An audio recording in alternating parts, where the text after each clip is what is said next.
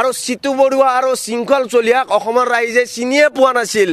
মিয়াৰ নাম লৈ আচলতে লিডাৰ হোৱা ব্যক্তিজন হৈছে সিতু বৰুৱা আৰু শৃংখল চলিহাক। মিয়াৰ নাম নোলোৱাকৈ আচলতে এতিয়া চলিব নোৱাৰে। মিয়াৰ নাম নোলোৱাকৈ তেখেতসকলে খাব নোৱাৰে, শুব নোৱাৰে। লাচিতৰ নামত সংগঠন খুলিছে, তাত ক'বলগীয়া নাই। তেখেতসকলৰ যিখিনি দায়িত্ব দায়বদ্ধতা কাম কৰক। আমাৰ গাতো কিন্তু বাঘ হাজৰিকাৰ তেজ আছে, এয়া স্পষ্ট কথা। আমিও জানো যুদ্ধ কৰিবলৈ, কিন্তু আমাৰ যুদ্ধ কলম আৰু কিতাপেৰে আমি যুদ্ধ কৰি আছো। অসমৰ মাননীয় মুখ্যমন্ত্ৰী ব্যৰ্থ হৈছে। শৃংখল চলিহা ডাঙৰীয়া, সিতু বৰুৱা ডাঙৰীয়াক স্পষ্টভাৱে এই মহানগৰীৰ পৰা স্পষ্ট বাৰ্তা দিব বিচাৰিছোঁ, ভৱিষ্যতৰ দিনত ভাৰতীয় নাগৰিকৰ ওপৰত যদি অন্যায় আৰু অত্যাচাৰ কৰে তেতিয়াহ'লে কিন্তু আমি নামনি অসমত তেখেতসকলক কিন্তু প্ৰৱেশ নিষিদ্ধ কৰিবলৈ বাধ্য হ'ম। বিদেশীৰ নামত নিজৰ দেশতে স্বদেশী মানুহক হাৰাশাস্তি কৰিব, এয়া কিন্তু কোনো কাৰণত হ'বলৈ দিয়া নহ'ব। অহা 26ৰ যি বিধানসভা নিৰ্বাচন, এই বিধানসভা নিৰ্বাচনৰ যি বৈতৰণি পাৰ কৰাৰ কাৰণে তেখেতৰ এতিয়া যিবিলাক মানে সমস্যা, যিবিলাক ইছ্যু, এই ইছ্যুবিলাক আচলতে মানে নাইকিয়া কৰি আৰু ডাইভাৰ্ট কৰি কেৱল আৰু কেৱল সাম্প্ৰদায়িকতাৰ যি বীজ সিঁচা আৰম্ভ কৰিছে অসমৰ মাননীয় মুখ্যমন্ত্ৰী ডক্টৰ হিমন্ত বিশ্ব শৰ্মা ডাঙৰীয়াই। এয়া যি সাম্প্ৰদায়িকতাৰ যি ৰাজনীতি আৰম্ভ কৰিছে, এয়া দুৰ্ভাগ্যজনক। এয়া কোনো কাৰণত আচলতে এখন কল্যাণকামী ৰাষ্ট্ৰৰ কাৰণে হ'ব নালাগিছিল।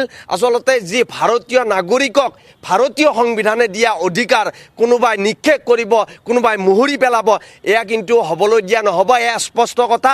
এতিয়া দেখিবলৈ পাইছোঁ অসমৰ মাননীয় মুখ্যমন্ত্ৰী ডাঙৰীয়াই যি জাল পাতিছে, এই যি আপাৰ আছাম লয়াৰ আছাম ভাগ কৰি যেনেকুৱা ধৰণৰ কথা বতৰা আৰম্ভ কৰিছে, খিলঞ্জীয়া অখিলঞ্জীয়া মিয়াৰ নামত আচলতে যেনেকুৱা ধৰণৰ এটা পৰিৱেশ ক্ৰিয়েট কৰিছে, খুব দুৰ্ভাগ্যজনক। কিয়নো এজন ভাৰতীয় নাগৰিক হিচাপে দুখ অনুভৱ কৰিছোঁ, এই যিসকল ব্যক্তিয়ে আচলতে যি আপাৰ আছাম বুলি আচলতে ভাগ কৰিছে, আপাৰ আছামত বিভিন্ন ধৰণে খাটি খোৱা যি আমাৰ কৰ্মৰত যিসকল শ্ৰমিক তাত কাম কৰিবলৈ গৈছিল, সেই কাম কৰিবলৈ যোৱা শ্ৰমিকসকলক যি ধৰণে এটা ঠাইৰ পৰা অন্য এটা ঠাইত কাম কৰিব যোৱাৰ কাৰণে যি ভাৰতীয় সংবিধানে যি আৰ্টিকল 19ত যি মানে অধিকাৰ দিছে, এই অধিকাৰ কোনোবাই ভুলঞ্চিত কৰি যেনেকুৱা ধৰণৰ মানে ঘৰে ঘৰে গৈ যি মানে এছাম যি জাতীয়তাবাদী সংগঠনৰ নামত আচলতে যেনেকুৱা ধৰণৰ অন্যায় আৰু মানে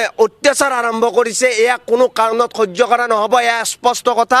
আৰু যিকেইজন মুখপিন্ধা ভদ্ৰলোক জাতীয়তাবাদী সংগঠনৰ নামত আচলতে যি শৃংখল চলিহা ডাঙৰীয়া আৰু সিতু বৰুৱা ডাঙৰীয়াক আচলতে এই যি মিয়া খেদাৰ ঠিকাটো আচলতে বিজেপিৰ পৰা তেখেতসকলে লৈছে নেকি, আমি প্ৰশ্ন উত্থাপন কৰিব বিচাৰিছোঁ। বিটিআৰ সমিতি নেমচুৰ তৰফৰ পৰা তেখেতসকলৰ যি এই ঠিকা আমি বন্ধ কৰিম, এয়া স্পষ্ট কথা। আৰু তেখেতসকলে মিয়াৰ নাম নোলোৱাকৈ আচলতে এতিয়া চলিব নোৱাৰে। মিয়াৰ নাম নোলোৱাকৈ তেখেতসকলে খাব নোৱাৰে, শুব নোৱাৰে, এনেকুৱা এটা পৰিৱেশ সৃষ্টি হৈছে। আৰু সিতু বৰুৱা আৰু শৃংখল চলিহাক অসমৰ ৰাইজে চিনিয়ে পোৱা নাছিল। মিয়াৰ নাম লৈ আচলতে লিডাৰ হোৱা ব্যক্তিজন হৈছে সিতু বৰুৱা আৰু শৃংখল চলিহা। কথাকথিত 2-4জন এনেকুৱা কোনোবা মানে নেতা আছে আচলতে, যাক আমি এতিয়া অসমৰ ৰাইজে বুজিবলৈ বাকী নাই। সকলো আমি বুজিবলৈ মানে সকলোৱে বুজি পাইছোঁ যে এখন কল্যাণকামী ৰাষ্ট্ৰত যি সকলো জাতি জনগোষ্ঠীৰ অধিকাৰ আছে, সেই অধিকাৰৰ ওপৰত কোনোবাই কথা ক'ব, ভাৰতীয় নাগৰিকক বিদেশী সজোৱাৰ ষড়যন্ত্ৰ কৰিব আৰু বিদেশীৰ নামত গুৰুলাগুৰুলিকৈ ক'ৰবাত প্ৰহাৰ কৰিব, ভাৰতীয় নাগৰিকক কাম কৰিবলৈ যোৱা শ্ৰমিকক ক'ৰবাৰ পৰা মাৰধৰ কৰিব, তাৰ পৰা পঠাই দিব, তাৰ পৰা বাহিৰ কৰি দিব, এনেকুৱা কোনো কাৰণত হ'ব নোৱাৰে। এয়া স্পষ্ট কথা। আমি বিটিআৰ নেমচুৰ পৰা সেইসকল ব্যক্তিক আচলতে সকীয়াই দিব বিচাৰিছোঁ। তেজ আছে, আমাৰ গাতো তেজ আছে, এয়া স্পষ্ট কথা। তেখেতসকলে লাচিতৰ নামত সংগঠন খুলিছে, তাত ক'বলগীয়া নাই। তেখেতসকলৰ যিখিনি দায়িত্ব দায়বদ্ধতা কাম কৰক। আমাৰ গাতো কিন্তু বাঘ হাজৰিকাৰ তেজ আছে, এয়া স্পষ্ট কথা। আমিও জানো যুদ্ধ কৰিবলৈ, কিন্তু আমাৰ যুদ্ধ কলম আৰু কিতাপেৰে আমি যুদ্ধ কৰি আছো। অসমৰ মাননীয় মুখ্যমন্ত্ৰী ব্যৰ্থ হৈছে, যাৰ কাৰণে আচলতে উদণ্ড যুৱকসকলক অসমৰ এটা ঠাইত হয়তো এনেকুৱা ধৰণৰ চিন্তা চৰ্চাকাৰী কৰিছে যে আৰ্মছৰ লাইচেঞ্চ দিব। তাৰ মানে কি, অৰ্থাৎ তেখেত ব্যৰ্থ হৈছে, তেখেতৰ গৃহ বিভাগ ব্যৰ্থ হৈছে, যাৰ কাৰণে আৰ্মছৰ লাইচেঞ্চ দিব বিচাৰিছে। আৰু তাতকৈ আৰু আচৰিত এটা কথা ক'ব লাগিব যে অসমৰ মাননীয় মুখ্যমন্ত্ৰী ডাঙৰীয়াই এতিয়া কোনো ইছ্যু নাই। আৰু আপাৰ আছাম যি ভাগ কৰি আছে, তেখেতে আপাৰ আছামৰ কথাটো কৈছে যে আপাৰ আছামৰ বিভিন্ন জিলাবিলাকত যি বিজেপিৰ সাংগঠনিক ভেটি যথেষ্ট দুৰ্বল হৈছে, হ্ৰাস পাইছে, যাৰ কাৰণে এনেকুৱা ধৰণৰ চিন্তা চৰ্চা লৈ ভৱিষ্যতৰ যি 26ৰ নিৰ্বাচন আছে, বিধানসভা নিৰ্বাচন, এই বিধানসভা বৈতৰণি পাৰ কৰাৰ কাৰণে এনেকুৱা ধৰণৰ জাল পেলাই দিছে। ভৱিষ্যতৰ দিনত শৃংখল চলিহা ডাঙৰীয়া, চিতু বৰুৱা ডাঙৰীয়াক স্পষ্টভাৱে এই মহানগৰীৰ পৰা স্পষ্ট বাৰ্তা দিব বিচাৰিছোঁ, ভৱিষ্যতৰ দিনত ভাৰতীয় নাগৰিকৰ ওপৰত যদি অন্যায় আৰু অত্যাচাৰ কৰে, তেতিয়াহ'লে কিন্তু আমি নামনি অসমত তেখেতসকলক কিন্তু প্ৰৱেশ নিষিদ্ধ কৰিবলৈ বাধ্য হ'ম। কিয়নো আমাৰ গাতো তেজ আছে। আমি আগতো কৈছোঁ, মই এজন খিলঞ্জীয়া গৰীয়া, মই সৈয়দ হাফিজুল ইছলাম লেখক বিটিআৰ সমিতিৰ সভাপতিৰ দায়িত্বত আছোঁ। আমি কোনো ধৰণৰ সাম্প্ৰদায়িক চিন্তা চৰ্চা নাই। আমাৰ কথা হ'ল কি, আমি প্ৰতিটো জাতি জনগোষ্ঠীয়ে আমি সমিল মিলেৰে যি বৰ অসম গঢ়িব লাগে, সোণৰ অসম গঢ়িব লাগে।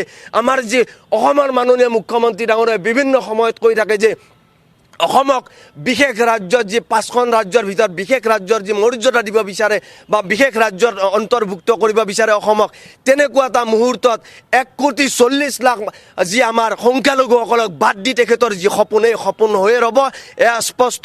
কোনোবা বাংলাদেশীৰ নামত যদি অভিযান চলাব লাগে, নিশ্চিতভাৱে আইন কানুন আছে, দেশত এখন আইন আছে, দেশত সংবিধান আছে, সাংবিধানিক বিধি ব্যৱস্থাৰ মাজত যিহেতু আমাৰ এখন চৰকাৰ থাকে, চৰকাৰৰ নেতৃত্বত সকলো ডিপাৰ্টমেণ্ট আছে, ডিপাৰ্টমেণ্টৰ ৱাইজত যেনেকুৱা ধৰণৰ কাম কাজ হ'ব লাগে, যেনেকুৱা ধৰণৰ পুলিচ প্ৰশাসনৰ কাম কাজ হ'ব লাগে, সেই ধৰণে কাম কাজ কৰক। তাত ক'বলগীয়া নাই। ক'ৰবাত যদি বাংলাদেশী আছে, তাত আমি সহযোগিতা কৰিম।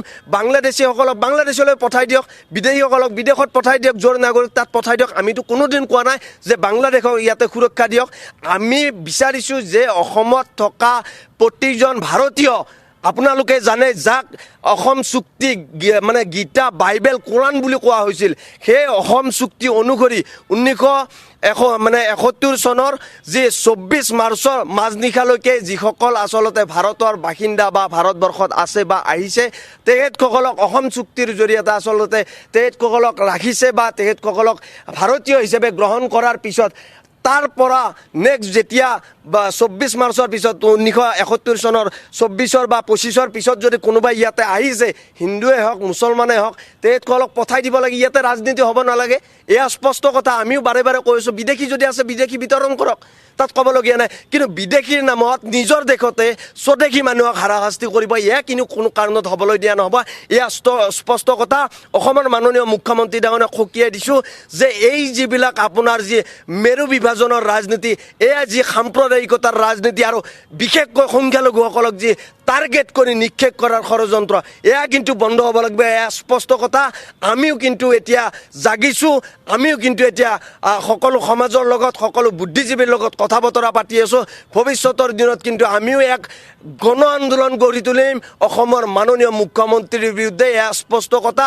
26ৰ নিৰ্বাচনত কিন্তু তেখেতক আমি, তেখেতৰ যি চৰকাৰ, তেখেতৰ যি চিন্তাধাৰা, সেই চিন্তাধাৰাক আমি কিন্তু উফৰাই দিবলৈ কিন্তু আমি বাধ্য হ'ম আৰু বন্ধ পৰিকাৰ হৈ আছোঁ।